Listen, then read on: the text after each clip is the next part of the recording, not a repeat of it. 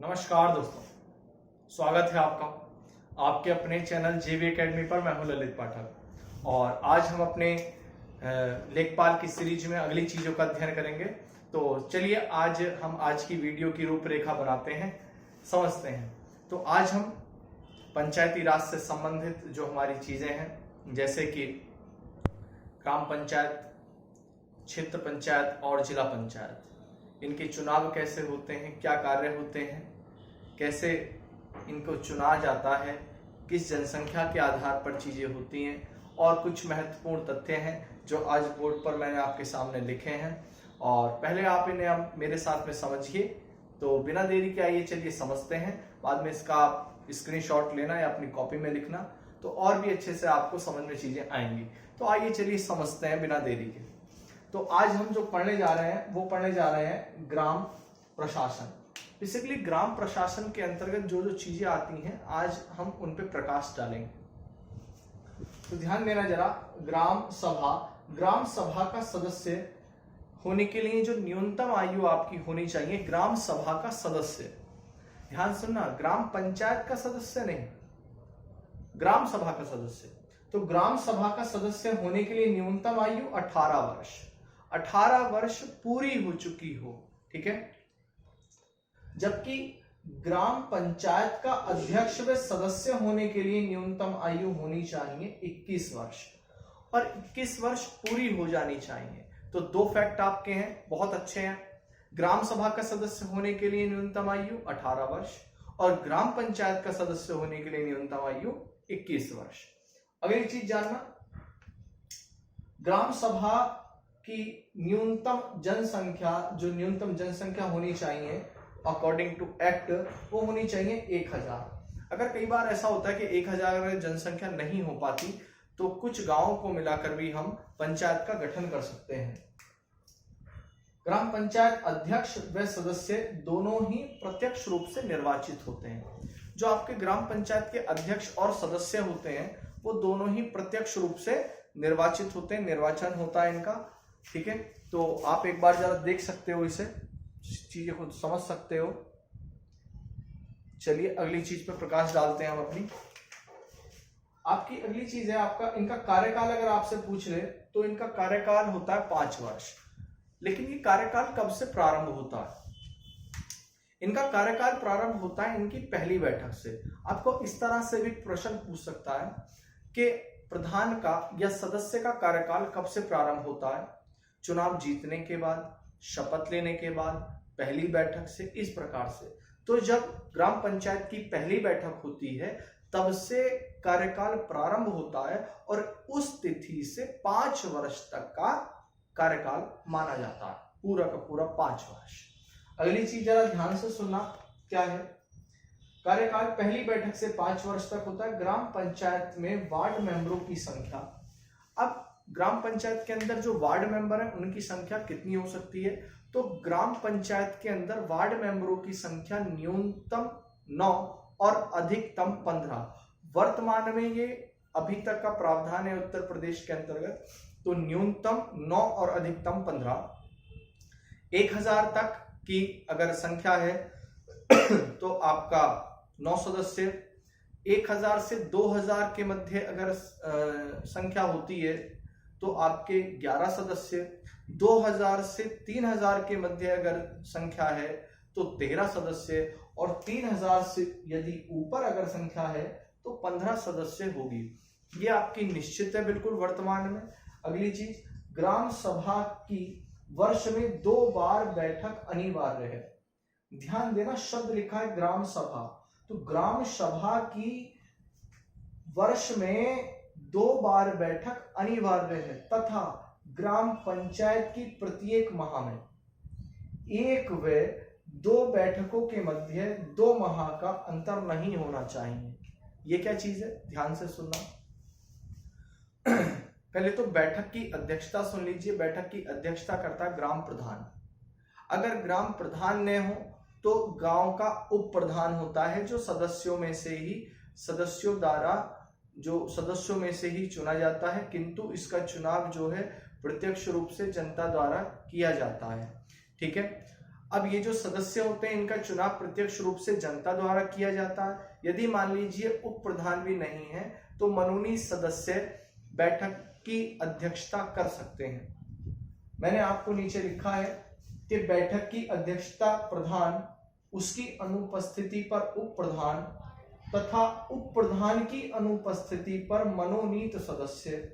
अगर मनोनीत सदस्य भी अगर न हो तो जो उस बैठक के अंदर उपस्थित सदस्य होंगे वह अपने में से एक सदस्य को चुनेंगे, वह सदस्य बैठक की अध्यक्षता करेगा। अगर बात करें कि बैठक की जो अध्यक्षता होगी वो आपके प्रधान या उप प्रधान या सदस्यों द्वारा होगी, तो ये बैठक होगी कहां पर? यह गांव के अंदर जो सार्वजनिक स्थल होता है वहां पर यह बैठक हो सकती है। निजी स्थल पर इसका प्रावधान नहीं है, तो बैठक जो है सार्वजनिक स्थल पर होगी। तथा अगर बैठक की शुरुआत होगी तो ध्यान देना, जो किसी बैठक की शुरुआत होती है तो उससे पहले जो बैठक रही है उस बैठक में जो विवरण था उस विवरण को पढ़कर सुनाया जाएगा, उसके बाद में बैठक की शुरुआत की जाएगी। बैठक सार्वजनिक स्थल पर होगी तथा पिछली बैठक का विवरण पढ़कर सुनाया जाएगा। ठीक है, प्रारंभ होगी, यह अधिनियम में उल्लेखित है। तथा बैठक की समाप्ति होने पर बैठक के सभी प्रावधानों पर प्रधान या उप प्रधान या उन सदस्यों के हस्ताक्षर होंगे। ये आपको चीजें समझ में आई होंगी, आप इसको लिख सकते हो। अगली चीज है अविश्वास प्रस्ताव। अगर ग्राम प्रधान को या उप प्रधान को इन्हें हटाना है अपने पद से, बेसिकली प्रधान के लिए आपके क्वेश्चन परीक्षाओं में पूछे जाते हैं, तो ग्राम प्रधान को यदि उसके पद से आपको हटाना है तो क्या प्रावधान है, जरा एक बार सुन लीजिए, फिर आपको जो बोर्ड पर लिखा है उसे समझाता हूं। पहली चीज, ग्राम प्रधान को हटाना या अविश्वास प्रस्ताव से वो हटाया जा सकता है। राज्य की सरकार भी उसे हटा सकती है। अगर युक्त निर्बंधन अगर प्रावधान है तो उसको अयोग्यता के माध्यम से हटाया जा सकता है। ग्राम प्रधान पर अविश्वास प्रस्ताव अगर वर्तमान की बात करूं तो 2/3 कुल ग्राम सभा के सदस्यों द्वारा लाया जाता है। पारित प्रस्ताव से ग्राम प्रधान को उसके पद से हटाया जाता है। किंतु अगर कोई ग्राम प्रधान बना है और उसे ग्राम प्रधान अभी मान लीजिए हाल ही में बना है, तो जब तक उसका कार्यकाल 1 वर्ष वो पूरा नहीं कर लेता, जब तक ग्राम प्रधान अपना कार्यकाल 1 वर्ष पूरा नहीं कर लेता, तब तक उसे उसके पद से अविश्वास प्रस्ताव के माध्यम से नहीं हटाया जाएगा। क्या शब्दावली है? शब्दावली जरा ध्यान देना। जब तक 1 वर्ष पूरा नहीं होता तब तक अविश्वास प्रस्ताव के माध्यम से उसके पद से उसे हटाया नहीं जा सकता। तो ध्यान देंगे, ग्राम सभा के 2/3 मत से पारित होगा अविश्वास प्रस्ताव, किंतु कार्यकाल के पहले वर्ष तक प्रस्ताव नहीं आ सकता। यदि प्रस्ताव पारित हो जाता है तो पद रिक्त हो जाता है। पद रिक्त होने के दौरान, जब पद रिक्त हो जाएगा, प्रधान को अविश्वास प्रस्ताव से हटा दिया जाएगा, तब पद रिक्त होने के दौरान 6 माह के अंदर अंदर पुनर्निर्वाचन यानी दोबारा चुनाव कराने होंगे। ध्यान से सुनना, दोबारा चुनाव कराने होंगे 6 माह के अंदर अंदर। यह अधिनियम के अंदर उल्लेखित है। मान लीजिए किसी प्रधान को हटाया जा रहा है और उसका कार्यकाल 4 वर्ष 5 माह पूरा हो चुका है, तब भी उसके ऊपर अविश्वास प्रस्ताव आ सकता है। 3 वर्ष हो चुका है तो भी आ सकता है। अगर वह अपना कार्यकाल 4 वर्ष 7 माह या 4 वर्ष 6 माह पूर्ण कर चुका है और उसका कार्यकाल 5 माह 29 दिन भी अगर बचा है, तब उसके पद पर चुनाव नहीं किया जा सकता, किंतु उसे पद से हटाया जा सकता है। तो क्या कहता है, यदि प्रस्ताव पारित हो जाता है तो पद रिक्त हो जाता है। रिक्ति के दौरान 6 माह के भीतर चुनाव कराना आवश्यक होगा। यदि कार्य अगर देखा जाए तो 6 माह से कम का अगर कार्यकाल उसका बचता है तो 6 माह से कम कार्यकाल के अंतर्गत चुनाव नहीं होगा। यदि प्रस्ताव पारित न होने पर, अगर प्रस्ताव मान लीजिए अगर पारित नहीं हो पाता है, अगर उसके ऊपर अविश्वास प्रस्ताव आपने लाया और वो प्रस्ताव पारित नहीं हो सका, तब तक 1 वर्ष पूरा होने तक आप उस पर दोबारा अविश्वास प्रस्ताव नहीं ला सकते। ध्यान दीजिए, 2 कंडीशन है। पहली कंडीशन हमने ऊपर क्या पढ़ी थी कि शुरू के 1 वर्ष में प्रधान पर अविश्वास प्रस्ताव नहीं आ सकता। दूसरी कंडीशन, अगर अविश्वास प्रस्ताव आ जाता है और अविश्वास प्रस्ताव पास नहीं हो पाता, तब उस कंडीशन में 1 वर्ष तक अविश्वास प्रस्ताव फिर नहीं आ सकता। यानी अब आपको 1 वर्ष बाद ही अविश्वास प्रस्ताव लाना होगा, अगर अविश्वास प्रस्ताव अगर आपका फेल हो जाता है तब उस कंडीशन में। ठीक है, तो अविश्वास प्रस्ताव की सूचना की अगर बात करें तो अविश्वास प्रस्ताव की सूचना ग्राम प्रधान को 15 दिन पूर्व दी जाएगी। अगर उस पर आपको अविश्वास प्रस्ताव लाना है तो उसकी सूचना ग्राम प्रधान को 15 दिन पूर्व दी जाएगी। ठीक है, अगली चीज लाभ का पद। अब ये लाभ का पद क्या है? ये योग्यता के अंतर्गत आता है कि आपको चुनाव लड़ने के लिए क्या क्या अर्हताएं होनी चाहिए, क्वालिफिकेशन की बात कही गई है। तो लाभ का पद, अगर कोई व्यक्ति सांसद है, कोई व्यक्ति विधानमंडल का सदस्य है, जिला पंचायत अध्यक्ष या उसका सदस्य है, ध्यान दीजिए अध्यक्ष उपाध्यक्ष, क्षेत्र पंचायत का अध्यक्ष उपाध्यक्ष, यह जो है ग्राम प्रधान के चुनाव लड़ने की योग्यता नहीं रखते जब तक यह अपने पद पर रहते हैं। यह अपने पद पर रहते रहते ग्राम प्रधान का चुनाव नहीं लड़ सकते। यह भी लाभ के पद के अंतर्गत आता है। ठीक है, अगली चीज जरा जानेंगे, पंचायतों के चुनाव। राज्य निर्वाचन आयोग द्वारा 243 के, ये 243 के क्या है? ये अनुच्छेद है। तो ग्राम पंचायतों का जो निर्वाचन होता है वो राज्य निर्वाचन आयोग द्वारा होता है। राज्य निर्वाचन आयोग का उल्लेख संविधान के अनुच्छेद 243 के अंतर्गत आता है। अगर आरक्षण की बात करूं तो आरक्षण होता है चक्रानुक्रम में, चक्रानुक्रम के अंतर्गत आरक्षण का प्रावधान है। डायरेक्ट आपसे क्वेश्चन पूछा जाएगा कि आरक्षण की व्यवस्था किस आधार पर होती है, तो विकल्प में दिया गया होगा चक्रानुक्रम। ठीक है, तो चक्रानुक्रम में आरक्षण का प्रावधान होता है। अगर एससी व एसटी की बात करूं तो ध्यान देना, एससी व एसटी का आरक्षण राज्य की जनसंख्या के आधार पर उसी अनुपात में निर्धारित होगा। जैसे कि उत्तर प्रदेश में एसटी बहुत कम है तो लोकसभा सीटों के अंदर आरक्षण है ही नहीं इनका बिल्कुल भी। इसी आधार पर जहां पर एसटी ज्यादा होते हैं, एससी ज्यादा होते हैं, उनका आरक्षण उतना ही अधिक होता है। तो एससी और एसटी का आरक्षण पंचायतों में राज्य सरकार निर्धारित करेगी उनकी जनसंख्या के अनुपात में। जैसे कैसे, मान लीजिए अगर 100% जनसंख्या है, कोई भी चीज अपने आप में शुरू में 100 होती है, 100% जनसंख्या है, उसमें 20% एससी हैं और 10% एसटी हैं। ठीक है, और मान लीजिए सीटों की संख्या 10 है, 10 या मान लीजिए 20 सीटों की संख्या, 20 सीटों की संख्या मान सकते हैं तो और भी अच्छा रहेगा।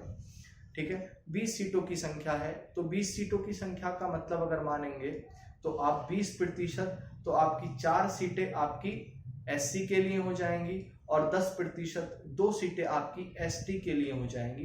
तो इस आधार पर एससी और एसटी के सीटों का निर्धारण होता है।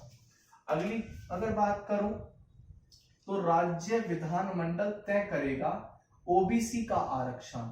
ध्यान देना, ओबीसी के आरक्षण की बात संविधान के अनुच्छेद में, यहां पर मौन है संविधान में ओबीसी का आरक्षण पंचायतों के लिए राज्य विधानमंडल पर छोड़ दिया गया है। राज्य विधानमंडल तय करेगा कि पंचायतों के अंतर्गत ओबीसी का कितना आरक्षण होगा। ठीक है, अगली चीज ध्यान से सुनना। अगला है महिलाओं का आरक्षण। यह सबसे महत्वपूर्ण चीज है आपकी, बड़े ध्यान से सुनना। महिलाओं के आरक्षण में संविधान क्या कहता है और पहले क्या प्रावधान थे। अगर बात करूं 73वें और 74वें संविधान संशोधन होने से पहले उत्तर प्रदेश में 1988 के अंतर्गत जो नियम बनाए गए थे उसमें महिलाओं का आरक्षण मात्र आपका 30% था। अधिनियम के द्वारा इसे 33% किया गया। ध्यान देंगे, संविधान के अनुच्छेद 243D और संविधान के अनुच्छेद 243T इनके क्लॉज 4 के अंतर्गत, क्लॉज 3 के अंतर्गत महिलाओं के आरक्षण का उल्लेख है। महिलाओं के आरक्षण को निर्धारित किया गया है 33%। और ब्रैकेट में एक बात लिखी गई है, बड़ी अच्छी बात है, ध्यान से सुनना, पेपर में ये आपके आएगी कि आप इसे सकारात्मक रूप से इसमें बदलाव कर सकते हो। सकारात्मक रूप से बदलाव का मतलब कि आप इस आरक्षण को 33% से बढ़ा सकते हो। आप इस आरक्षण को 33% से घटा नहीं सकते। तो क्या सकारात्मक परिवर्तन हुआ है? तो बिल्कुल हुआ है। वर्तमान की अगर बात करूं तो मध्य प्रदेश, बिहार, हिमाचल प्रदेश ऐसे बहुत सारे राज्य हैं जिनमें पंचायतों में महिलाओं का आरक्षण 33% से बढ़ाकर 50% कर दिया गया है। मध्य प्रदेश महिलाओं का पंचायतों में आरक्षण 50% करने वाला पहला राज्य है। अगली अगर बात करें तो ध्यान देना, एक नोट लिखा है और नोट बड़ी ध्यान से सुनना। नोट कहता है यदि यह कुल जनसंख्या में से होगा, कौन सा आरक्षण? महिलाओं का आरक्षण। अगर मान लीजिए मैं कहूं कि अगर कुल सीटों की संख्या 100 है, या मान लीजिए कुल सीटों की संख्या आपकी 20 है, तो 20 सीटों में से आप 1/3 सीटें महिलाओं को आरक्षित कर देंगे। यह महिलाओं का आरक्षण कुल सीटों में से होगा। मान लीजिए अगर कहीं सीटों की संख्या पर आरक्षण 50% है तो वहां 20 में से 10 सीटें महिलाओं के लिए रिजर्व होंगी। इन 10 सीटों में के अंतर्गत ही एससी और एसटी की सीटें भी आएंगी, जो महिला एससी एसटी की सीटें होंगी। जैसे क्या, आप एक चीज सुनिए और समझिए। देखिए, मान लीजिए कुल सीटों की संख्या 20 है। इन कुल सीटों की संख्या में से एसटी का आरक्षण 10% और एससी का आरक्षण 20%। तो अगर 20 सीटों का 20% आप निकालोगे तो 4 सीटें हो गई एससी की, और 10% निकालोगे तो 2 सीटें हो गई एसटी की। तो 4 सीटें एससी और 2 सीटें एसटी, ये 6 सीटें हो गई आरक्षण की। अब बात करूं महिलाओं की, तो 20 में से अगर किसी राज्य में 50% महिलाओं का आरक्षण है तो 20 में से 10 सीटें हो गई महिलाओं की। समझ में आ रही है बात? लेकिन अब ये जो 6 सीटें आपकी एससी और एसटी की थी, 4 एससी की और 2 एसटी की, इनमें से महिलाओं की सीटें किस तरह से निर्धारित होंगी? तो जरा समझिए। एसटी की 2 सीटें हैं तो 50% करेंगे 2 का, तो 1 सीट महिला एससी एसटी और 1 सीट पुरुष एसटी, इस तरह से डिसाइड होगा। और अगर 4 सीटें एससी की हैं तो 2 सीटें महिला एससी और 2 सीटें पुरुष एससी, इस तरह से डिसाइड की जाएंगी। अब ये जो 14 सीटें आपकी बची हैं, इसमें ओबीसी का कोटा होगा अगर सरकार निर्धारित करेगी, और नहीं है तो ये सारी सीटें आपकी सभी के लिए अलाउड कर दी जाएंगी, जिन्हें जनरल सीटें कहा जाएगा। 14 सीटें। इन 14 सीटों में से ध्यान से सुनना, 7 सीटें पुरुष और 7 सीटें महिलाओं के लिए निर्धारित की जाएंगी। इसी तरह से कोटे का या आरक्षण का निर्धारण होता है। तो 7 सीटें जनरल में से, 2 सीटें एससी और 1 सीट एसटी, तो कुल 10 सीटें होती हैं, जो 20 का 50% 10 होता है। इस तरह से आरक्षण निर्धारित होगा। अगली चीज जरा सुनिए, समझिए।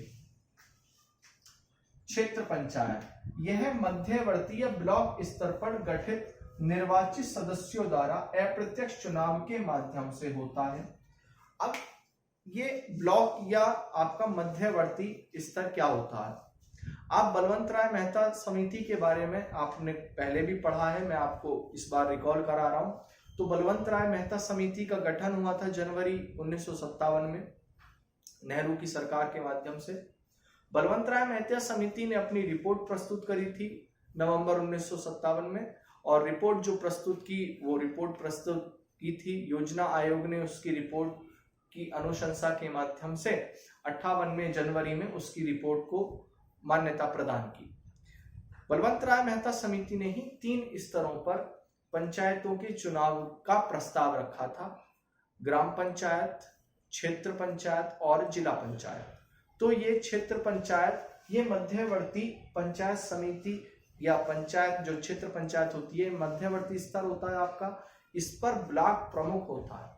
ब्लॉक प्रमुख अप्रत्यक्ष रूप से निर्वाचित होता है, तथा क्षेत्र समिति या पंचायत समिति के सदस्य, जो आप पंचायत समिति के सदस्य होते हैं, वह प्रत्यक्ष रूप से जनता द्वारा निर्वाचित होते हैं। ठीक है, जिसे आप बीडीसी मेंबर के नाम से भी जानते हैं। अगर बात करूं, सदस्यों में से एक प्रमुख व उप प्रमुख होता है, तथा एक सदस्य 2000 की जनसंख्या पर निर्वाचित होता है। ये आंकड़ा आपसे कई बार पूछा जा सकता है।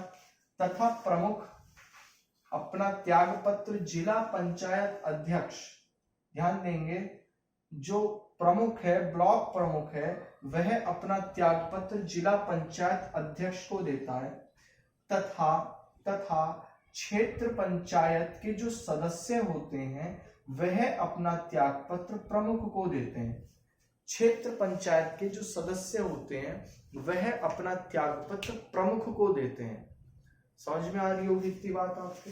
अगली चीज, पंचायत का सबसे बड़ा, जो आपका क्षेत्र पंचायत होता है, क्षेत्र पंचायत का सबसे बड़ा अधिकारी होता है बीडीओ। ठीक है, ब्लॉक डेवलपमेंट ऑफिसर। क्षेत्र पंचायत का सबसे बड़ा अधिकारी बीडीओ होता है, ब्लॉक डेवलपमेंट ऑफिसर। ठीक है, 2 वर्ष तक अविश्वास प्रस्ताव के माध्यम से इन्हें नहीं हटाया जा सकता, 2 वर्ष तक। और ग्राम प्रधान की यह सीमा कब तक थी? 1 वर्ष तक। ये दोनों फैक्ट वर्तमान में आपको याद रखने हैं। ठीक है, अगली चीज ध्यान से सुनना जरा।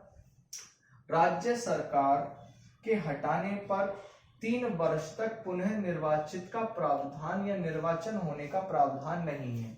इसका मतलब क्या है? अगर ब्लॉक प्रमुख को राज्य सरकार स्वयं हटा देती है उसके पद से, तो वह ब्लॉक प्रमुख 3 वर्ष तक पुनर्निर्वाचित नहीं हो सकता। ठीक है, अगली चीज, अगर योग्यता की बात करूं तो आयु का निर्धारण 21 वर्ष ही है, तथा विधानमंडल का सदस्य होने की योग्यता रखता हो। विधानमंडल का सदस्य होने की योग्यता रखता हो, विधानमंडल का सदस्य होना, ये बात है। अब आप कहेंगे विधानमंडल का सदस्य होने के लिए उसके अंदर 2 चीजें आती हैं, एक आती है विधानसभा, एक आती है विधान परिषद।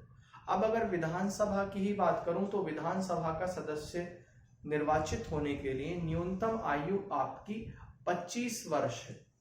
ठीक है, तो आप कहेंगे फिर ब्लॉक प्रमुख की न्यूनतम आयु तो 21 वर्ष होती है।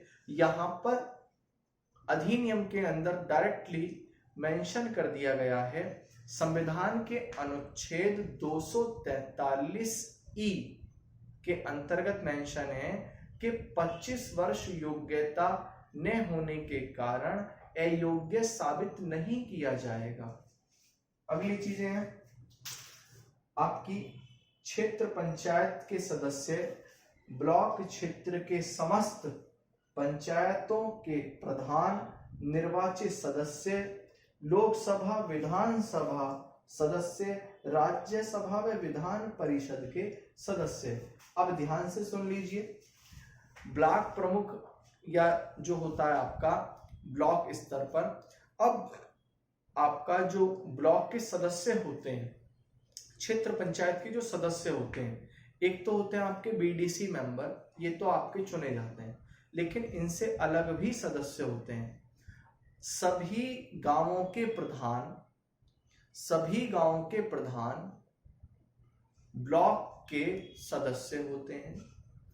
जिस क्षेत्र के अंदर ब्लॉक है उस क्षेत्र का लोकसभा सदस्य वह उसका सदस्य होगा, उस क्षेत्र का विधायक कहने का मतलब, और उस क्षेत्र का सांसद वहां के ब्लॉक का सदस्य होगा। ये चीज आपको जरूर याद रखनी है, ठीक है। दूसरी चीज, वहां का जो राज्यसभा और विधान परिषद का सदस्य है, अगर राज्यसभा सदस्य है वहां, या आंशिक तौर पर उसका सदस्य वहां आता है उस ब्लॉक के क्षेत्र में, तो वह सदस्य ब्लॉक का सदस्य माना जाएगा।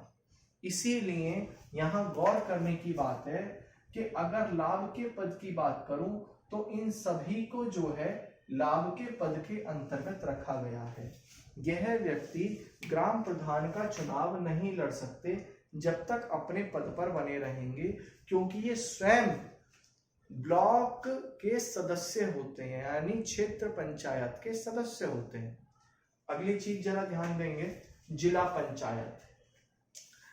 एक राज्य के अंदर जितने जिले होते हैं उतनी जिला पंचायत होती हैं। अगर वर्तमान की बात करूं तो उत्तर प्रदेश में 75 जिले हैं, 75 डिस्ट्रिक्ट्स हैं, ठीक है। तो 75 जिले हैं, तो जिला पंचायत कितनी होंगी? 75 जिला पंचायत होंगी। जिला पंचायत का जो अध्यक्ष होता है वह जिला पंचायत का सर्वोच्च शासनिक अधिकारी कह सकते हैं आप इसे, ठीक है। तो जिला पंचायत का जो अध्यक्ष होता है उसका चुनाव अप्रत्यक्ष होता है, ठीक है, तथा जिला पंचायत के जो सदस्य होते हैं उनका चुनाव प्रत्यक्ष रूप से जनता द्वारा किया जाता है।